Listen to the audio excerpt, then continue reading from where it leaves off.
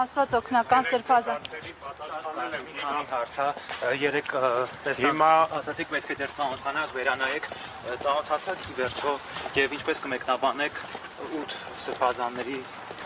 հանդիպումը Փաշինյանի հետ։ Ժամադրություն ունեմ եւ ժամադրության եմ։ Շատ կարճ ընդհանրեն ձեր մեկնաբանությունը եւ հասցրեցիք ծանոթանալ։ Ստորագրությունը ձեր ծանոթացել եմ։ Եվ փոխվել է ինչ-որ բան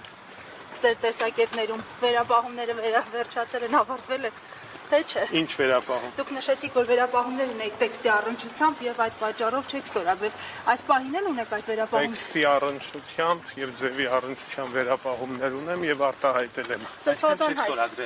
Սրբազան հայր, իսկ այսօր չնեք։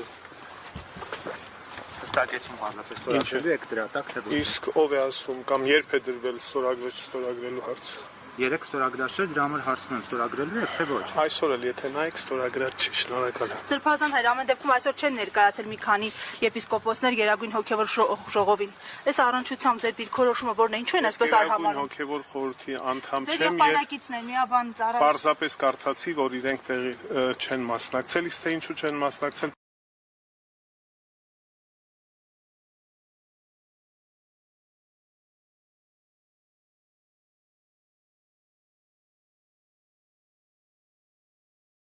Սրբազան հայրը մեծ հետ զրույցում նկատել էր, որ ունի վերապահումներ, փաստացի եւ ձևի եւ բովանդակության առնչությամբ այդ վերապահումները պահպանվում են։ Մենք այս ընթացքում